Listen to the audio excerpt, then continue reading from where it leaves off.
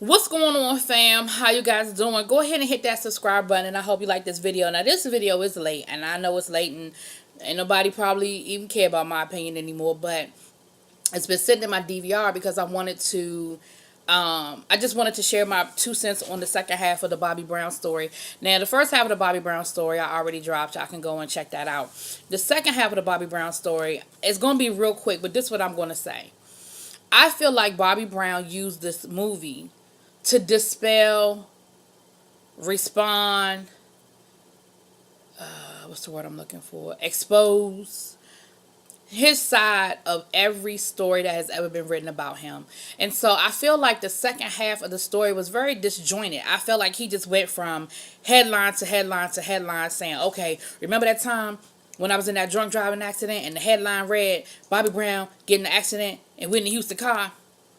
Yeah, let's talk about that. And then remember that time when we was on the New Edition tour and everybody heard about, me putting Whitney off the bus. Let me explain what happened. Like, I feel like, because when you look at the second half of the Bobby Brown movie, again, like with the first half, a lot of that stuff you had heard the storyline, but you had always heard either the media's version or Whitney's version. And to Bobby Brown's credit, he let Whitney have her version of most of the stories. Like, you very seldom heard Bobby Brown wasn't going on I was gonna say Tom Sawyer.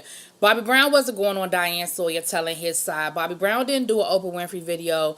Oprah Winfrey show doing his side of the story. And I'm pretty certain, because remember when Whitney did her whole comeback and I didn't know my own strength, and she did that whole, I remember she did that whole hour long, I want to say it was a 2-day event, but correct me if I'm wrong, of her talking to Oprah, giving her side of the story, and Bobby Christina was in the audience and all of that.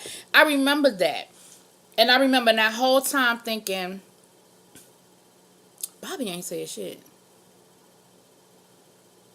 Bobby, like, we ain't heard from Bobby. And I refuse to believe that people did not contact Bobby Brown for his side of the story. I don't believe that.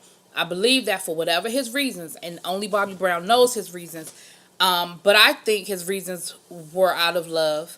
And I believe his reasons were out of love more so to protect Bobby Christina than so much Whitney at that point.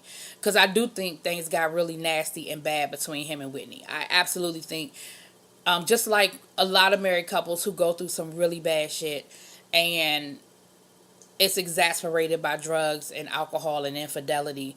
But if you read his book, now in his book though, he gives you a whole lot of stuff. But because most people don't read, they just wait for the movie. A lot of y'all didn't know what he had in his book. But in the book, he talks about how Whitney cheated on him. In the book, he does put a lot more information in his book than what he's ever said publicly. But I think that he used this movie as an opportunity to clear his name. And I think he tried to do it with the least amount of mud thrown. There were certain things that he had to kind of throw. There were certain things he had to kind of throw Whitney, I don't want to say under the bus. I just say told his side of the story because it involved Whitney. But then there were things that I think he could have probably went deeper and he didn't. Like the infidelity piece. In the movie, and I don't know how much was edited out, but in the movie, he alluded to it, and the only scene that he really alluded to Whitney cheating on him was the scene where he hit her. And again, I think that was done for him to explain the headline of him hitting Whitney Houston more so than exposing Whitney Houston as being a cheater. You understand what I'm saying? But in the book, he talks about how Whitney Houston slept with producers, and Whitney Houston slept with Tupac, and other people. Which again, those are not the stories that were out there when Whitney was still alive.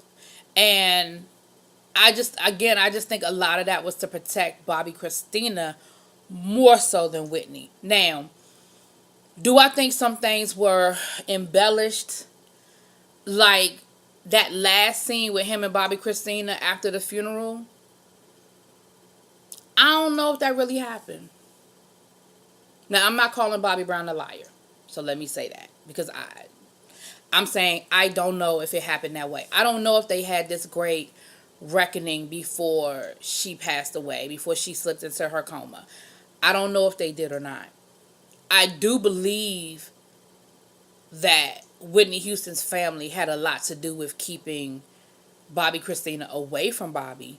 But I also believe that Whitney Houston kept Bobby Christina away from Bobby. I believe that. Now that I believe. And we know some of the stuff he said, we know it to be fact. We know Bobby Christina was smoking and drinking. She said that herself. She admitted that. We know that Bobby Christina wasn't going to school. So him putting that in the movie wasn't new information. If you follow their story, I'm a New Edition girl. I read everything I could. I followed. Now I wasn't a Bobby Brown. I was in love with Ronnie DeVoe. Ronnie DeVoe was my boo. He's still my boo. I mean, I respect him being married and everything, and them twins is cute as the button.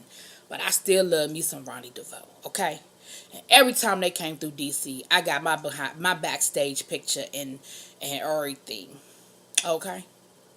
But because I'm a candy girl, I mean, I read everything I could. So a lot of this stuff wasn't news to me. It was probably news to a casual fan or a non-fan or a Whitney fan, but not a Bobby fan, right? So I think that's what he did with this movie. I feel like he did that with the book. I feel like he did it with the movie, and he used it as an opportunity to clear his name. And for that, I say bravo, Bobby.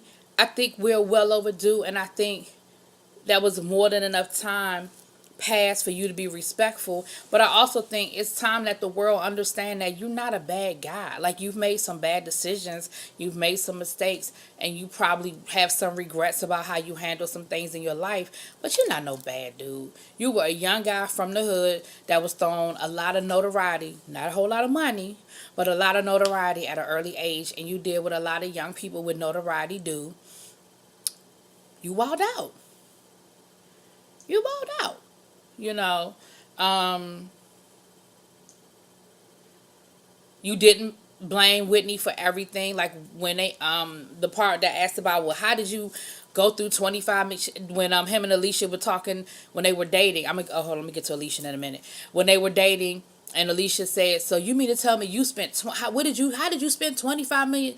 No, she said, "So you telling me that Whitney stole your money?" He said, "And spent all your money?" He said, "No, I ain't saying that. I'm saying I spent it, Whitney spent it, we spent it." And he went on to explain how he would just blow money and do dumb shit. So even though in the first half of the movie it showed that scene where he signed over his businesses to Whitney's company, I felt like they were setting it up to make it look like Whitney stole his money. But I think what he was using that to explain when headlines would say Bobby Brown got into a car accident in Whitney Houston's car, I think he was trying to explain how, wait a minute, we blended our money. It wasn't Whitney Houston's money. It was Whitney and Bobby's money, which is what a lot of married couples do. My parents, I don't know all they personal business, but I know that there probably been times in my parents' life where they had something that only had one person's name on it, but it belonged to both of them. My parents been married for 53 years. So I know they got credit cards that only has one name on it. But I promise you, my mama be using my daddy credit card. My daddy used my mama credit card. So, but it ain't like, oh, it's so-and-so's money. It's our money. We've been married. They were married for over 10 years. You don't think that at any point in time money was blended in 10 years? But because the media wanted to buy into the Whitney Houston princess, Bobby Brown bad boy, Bobby Brown broke, Whitney Houston got all the money. So when we heard headlines like Whitney Houston paid Bobby Brown's child support, Whitney Houston got Bobby Brown's house out of foreclosure. Like, I think that was his way of explaining some of those headlines to say, look, yes, it was Whitney Houston's business or company that did it, but it was my money too. Now, he did go on and admit, though, that when his career sort of dried up, Whitney's money did sustain them, and she threw it in his face. But a lot of that was the addiction. I believe a lot of what has been said about Whitney, but I also believe a lot of it was the addiction. When people are, I've talked about this before, when people are in the throes of an addiction, they're not usually nice people. You know, I do believe his career was sidetracked by his addiction and his codependency with Whitney Houston. I'm not blaming Whitney Houston. I'm saying their combined addiction together and codependency. See, there are two different types of people, two different types of addicts. You have your functioning addict, and then you have your addict. And I think that for a long time, Whitney was a functioning addict. Because I think that Whitney had a lot more handlers around her. And I think that Whitney, because she started doing drugs so early. I think for a very long time, Whitney was a functioning drug addict. She would hit a bump here or there and she didn't think anything about it, and she could still go and do a concert or do an album or do a tour or do a movie or whatever. Whereas I think Bobby, once Bobby got into drugs really, really bad, I don't think he could. I don't think he could do both. You know what I mean? He couldn't go in the studio and focus on making an album while he was getting high. But at a certain point, neither one of them could, and both of them fell off. I just think that at that point, Whitney had more money rolling in than Bobby had. Neither here nor there. The last thing I'm gonna touch on as far as this is concerned, I saw how and I forgot to mention it in my review. I saw how in the first half they was setting up the foundation for him and Alicia's relationship. Like they introduced her, showed how the two of them were cool. They even showed where she was the one that was able to talk him off the ledge the day he was marrying Whitney. I don't know how true that is. That's another scene that I don't know if that really happened.